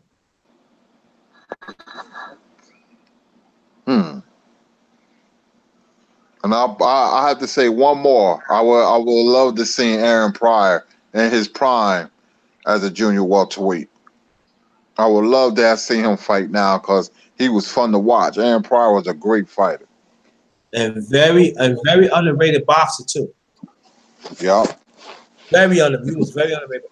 But I would say Marvelous Marvin Hagler in the lightweight division. I think he would clean it up. Oh, without a doubt. He would beat the brakes off Canelo and Triple G and Danny Jacob and Charlo. And I love Charlo, but he'll beat all of them. Easy because, like you said, he could fight either way. Excellent, like you said. To me, very underrated defense. He know how to say he could set traps of either stances. I think he would wipe, but I think he would have fun. And like I think if he would have, I'm talking about the prime now. I think if he fighted the prime right now, he would have rolled that shit for like almost 10, 11 years easily. Yeah, I agree. And throwing I'm talking about throwing the athletic with it too.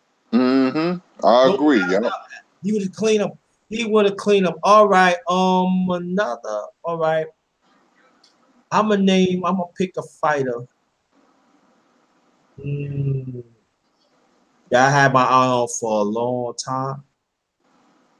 That I don't think they don't get the credit that deserve. Kevin Kelly. I would like to see Kevin Kelly. Kevin Kelly. Kevin Kelly for in the featherweight, right? Yeah, he was a featherweight. Okay, I would like Kevin Kelly fighting the junior welterweight.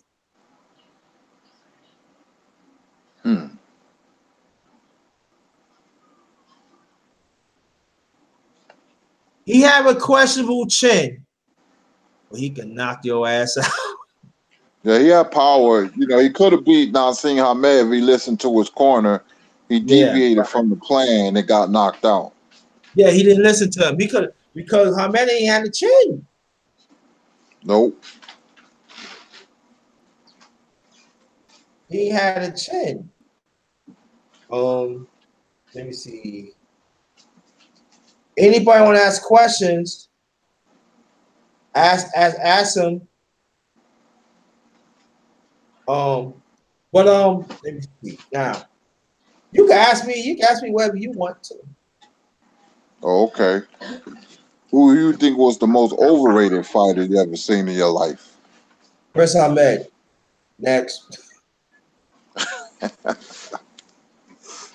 Hey, he was. God, do I get 2 more chances or 3? You know, I'm just Go ahead, answer and give me another one. Chris Ahmed. Um,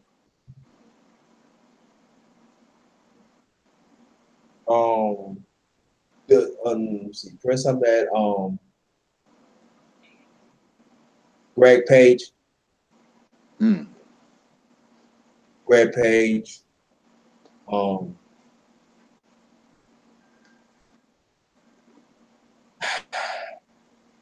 I'm gonna say Ronaldo Snipes slightly, but he did have big wins in his career. Mm-hmm. But he never win the big one. So I would say I have to say Ronaldo Snipes. Let's see what else. Overrated. I think over John the Beast Mugambi. Oh, okay. Everybody can have a big one. Yeah, I don't care. You could be B plus, B minus, A minus, or A plus, but you cannot be the best. Be overrated. Especially if you get consecutive times fight for the championship. Right. You're overrated. Mm.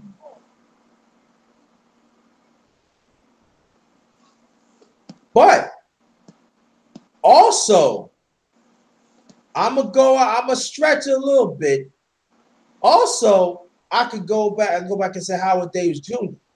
too. Right. Because he never won a big one too. So, but see, I can't really say him. I'm gonna take that back. I can't really say him because he did have an outstanding amateur career and he did have a pretty good pro career, but he cannot win the championship. So if you said people said slightly overrated, I can go for that. Mm. So I put him slightly overrated.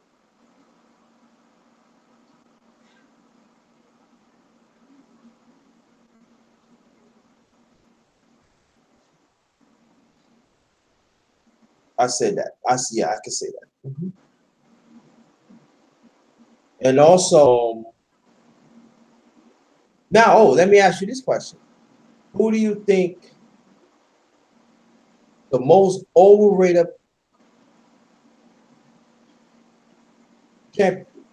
championship boxer of all time? The most overrated championship boxer of all time I ever seen in my life was Oscar De La Hoya. He lost all his big fights. He got a lot of accolades and stuff like that, but he lost. I thought he lost to Purnell. He lost to He Shane. He did. lost to Bernard Hopkins. He Yeah. lost to Floyd Mayweather. He lost to Trinidad. Even though he ran, he had that fight if he would have fought the last 3 rounds. You know, when you really think about all the accolades he got, you know, he lost a lot of big fights, man. That's one. Okay, for me, um, Michael Spinks, quick, fast, in a hurry. Mm. Why not? I'm sorry. He didn't put up. He didn't put up and shut up. Also, I could say Leon. I could say also his brother Leon Spinks. Right. They didn't hold the belt long. They didn't. Also, Michael Moore. Definitely Michael Moore. You had that fight won, and you want to stand in front of one of the dangerous punches ever. And at the same time, people, I want you to understand this too. George Foreman is a vet. So that when he on his way back, he became smarter. He became much more smarter puncher. So when you Right. stand, you stand in front of him. He said he missed. And I remember Moore said he hit me. I was like really knocked out like that. And he standing in front of him, just like Mildred Taylor, you know, when he said for Chavez Sr. Right. Same thing, same scenario. Dude, you don't stay in front of no dangerous person fighting like that. And he's veteran savvy now. Hmm. And that was and then you know, people say, oh, that's underrated. That's overrated because he's overrated champion. Now I'm gonna tell you what Michael Moore. Now he showed up against Holyfield. Right. I never thought in my wise days that the way he beat Holyfield, you could tell he was not afraid. May will get off the subject a little bit, but also remind me of Riddick Bowe when he fought Holyfield too. You know, so but let me see. Now, if you take one fighter right now, I'm talking about a contender. It could be either era to make him as a champion. Which fight that would be? If I could take a contender and make him a champion, I would take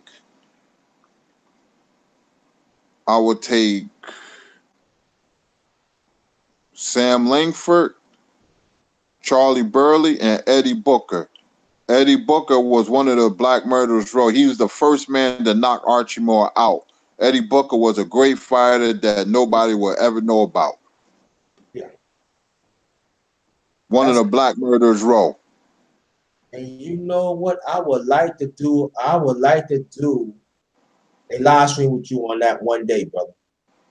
Yeah, we could do that. We could do that. They was great fighters, man. Black Murderers Row. Absolutely. Black murders don't get the credit they deserve it. And you know they fought each other a lot too. Because 62 times. 62 times. Because everybody ducked them. They got a book on Black Murderers Raw at Amazon. It only costs $10, $11. People, you got to get this book because these fighters was great. Lloyd Marshall, Eddie Booker, Charlie Burley, Wade, Tiger Wade, and Burt Lytell and Holman Williams. They all was great. they are not mentioned in boxing, and that's a shame. Yep. Yep. They're not mentioned in boxing at all. And these are people like Kurt Sugar saying these people actually ducking even other black fighters. So these white fighters, they do not want to have nothing with them. And how long they been in existence, my brother? Oh man, they was like middleweights, light heavyweights from the 40s and 50s. 30s, 40s, and 50s mainly. People didn't want to fight them. Right? Ray Robinson didn't want to fight Charlie Burley. A lot of fighters didn't want to fight the Black Murderers Row, but they was prominent in the 40s and 50s. Mm-hmm. I asked that question because I want people to know because I picked what I said. I said like the late 30s, 40s going to 50s. That's what I've said, but I'm glad you correct me at the 30s, 40s, and 50s. And but family, we had excellence in boxing. It just that you got to understand the time was that they was not giving us any fight. It's just like Joe Louis. You got Joe Louis, um, Sugar Ray Robinson, Archie Moore. They came through the cracks, but the fighters that Kirk was talking about, nobody didn't want to fight them. And at the same time, nobody did not want to represent them. So they had to fight each other a lot so to be prominent. So picture if they would have a shot. Oh, I forgot Henry Armstrong too. Yep. There only just a few just came out because the economics and the racism is because you gotta think about one thing too. A lot of people don't understand this. Organized crime has controlled boxing at the time too.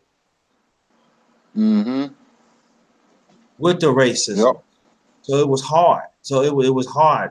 So when you got the depression was happening and alcohol, prohibited stuff, all that money was not going to our people at the fighters.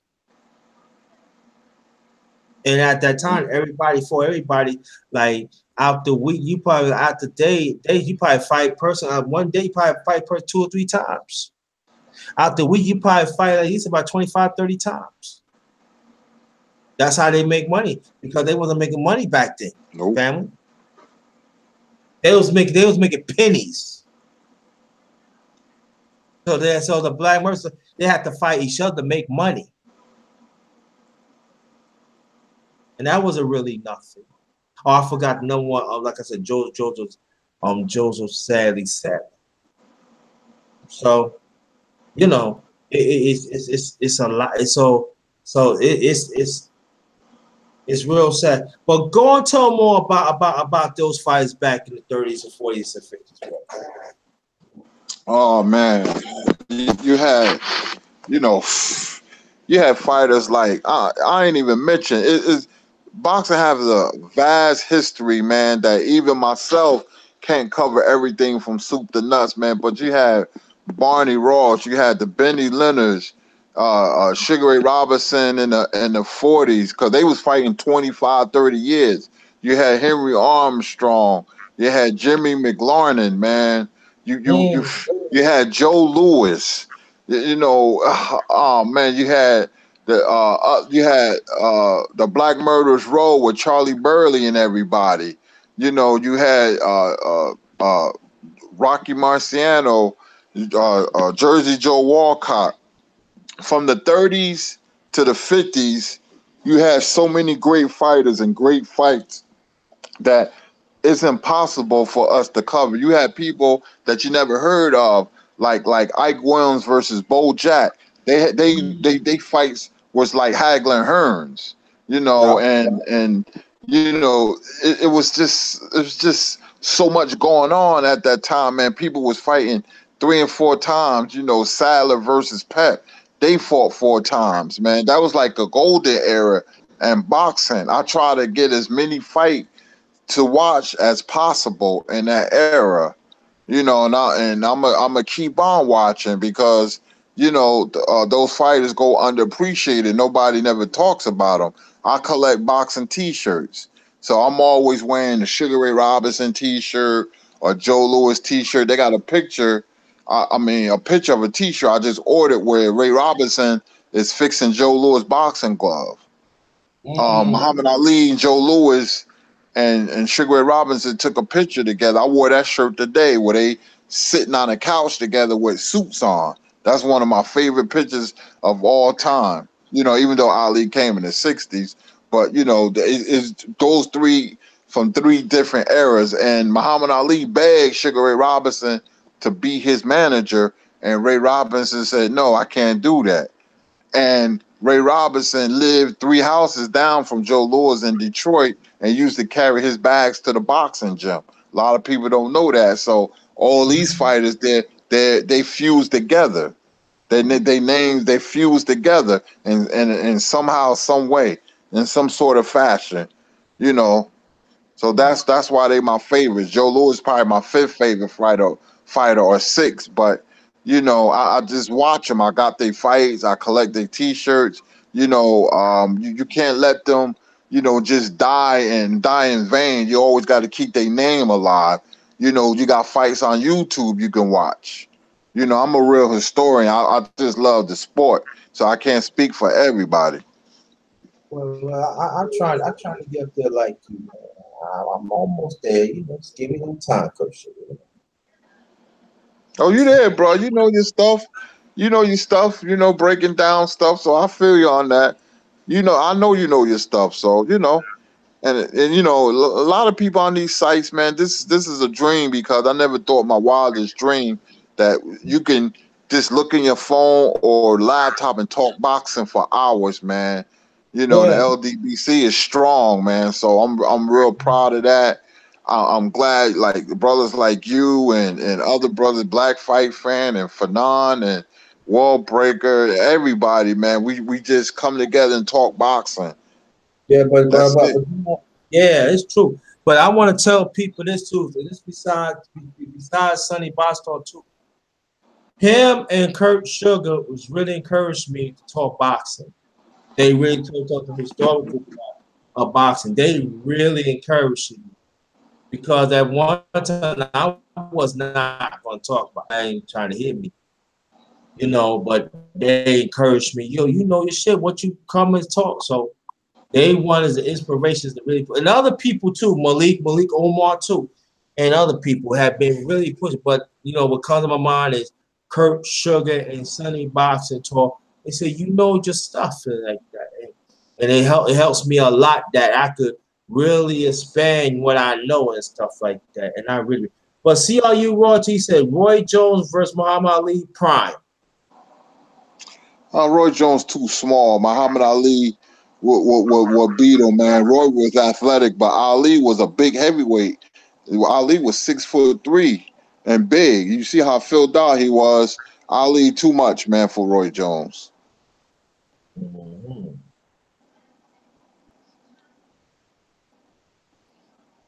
Okay. I'm trying to see any questions. Anybody want to have a question, put it down. I'll be more and more happy. Yeah, let's get the lights up. Um, James Toney. I got to say this. James Toney. Oh, you waiting for me to? Oh, okay. James Toney, man, from middleweight to heavyweight, man, one of the best defensive fighters ever. Can fight against the ropes, man. Go look at James Toney when he fought Vasily Jirov. That was a great fight right there, man. Look at Tony when he knocked out Adolfo Washington. That was Tony at his best, man. I love looking at Tony. Looking at James Toney fight was like looking at artwork, man. When he fought Mike McCullum in the first fight, that's one of my favorite fights because you can see every move. But they two master boxers in the ring.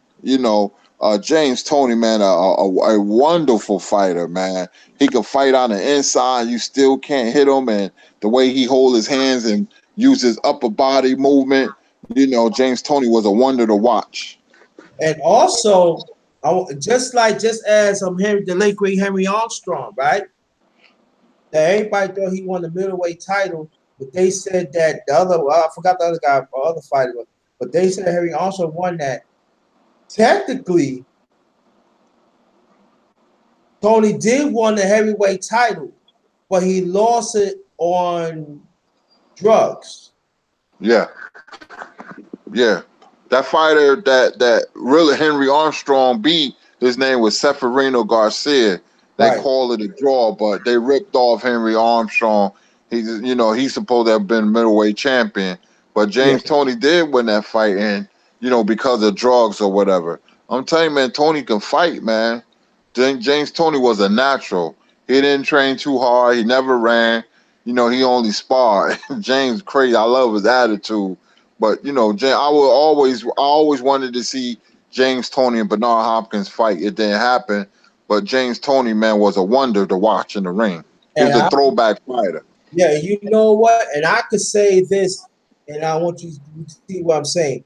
James Toney, to me, of the last 40 years, to me, he could fight either era, period, and dominate. Yeah. I can see that. James Toney, was just the dude who had a great chin.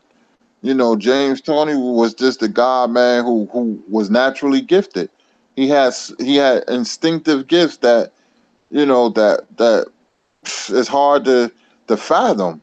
The way he's a slip punches, man, that wasn't normal. And close. He's a slip punches, man, and roll with the punch and come back. He was beautiful to watch. Mm-hmm. Yeah, that was James Toney was one of my favorite. He was one of my favorite fighters because you think that you get him, and he, he and I'm but you know what? we always talk about setting traps, you know what I'm saying? But it was so beautiful how he set traps. And I'm like, how did he throw that punch? It was so beautiful, artistic to really see him work. I used to be like, just like, I said, Tony, just knock him out. You're playing with him too much. Just knock him out. I know you want to play with him a little bit. He be getting me mad, but I understand. Now I start learning about the artistic and the you know the IQ of boxing. That's what he do. And I'm gonna tell you, ain't nobody gonna never you ain't gonna never see a James Tony. Nah. Never. You never see that James Tony and like, well,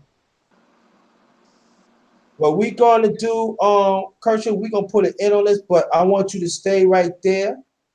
You know what I do on my channel. I name everybody that comes in the chat. I name each and every one of them.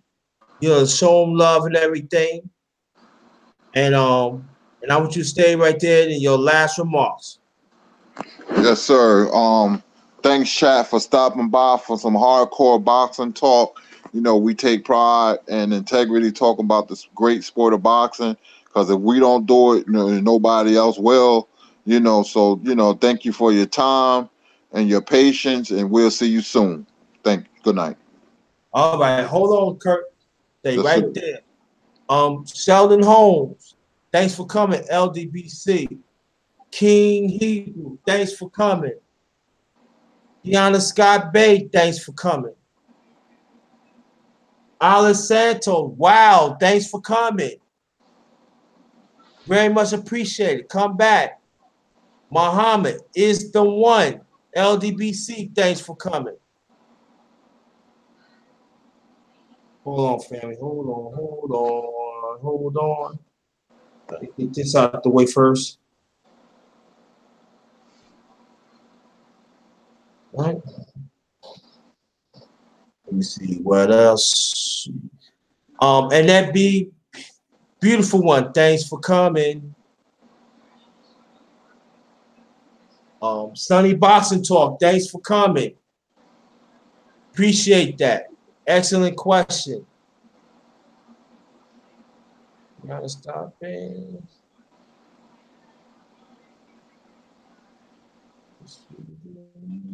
She Stay Sleep. Thanks for coming, our brother. Check out his live stream that he did earlier. It was powerful. Check it out. She Stay Sleep TV. And let's support each other in the chat. No more SUB because they take YouTube taking away taking away people from different channels. So use I got you. I got you. All right? No support no more. I got you. And after that, I got you back. All right?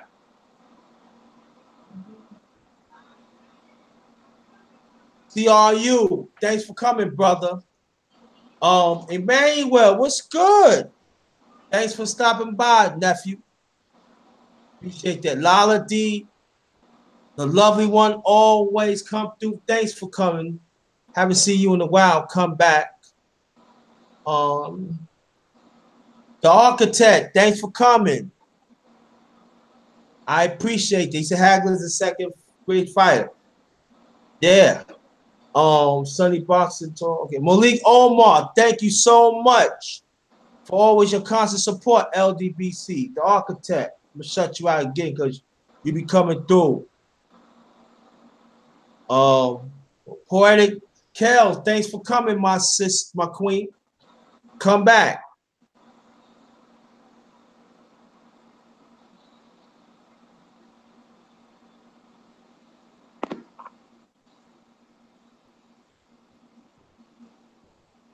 And I want y'all to share this.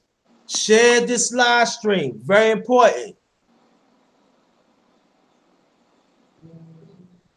Sweet and Savior, thanks for coming. Come back. Again, Poetic Cows.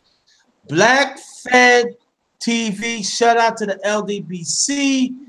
He be doing him and 78 Sports TV.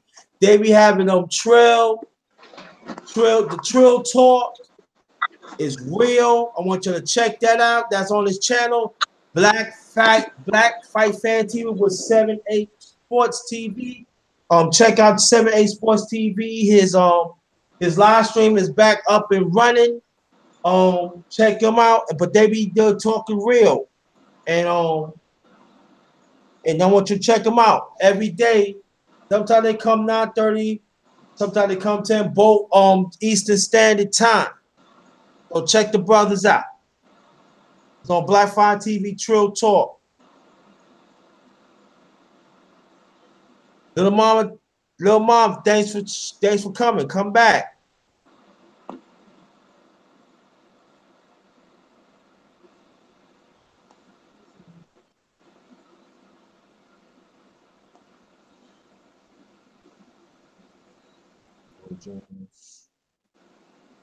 What's going on? Okay.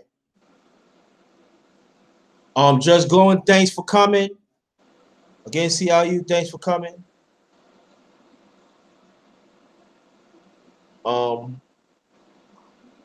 Kurtz, do you have a channel?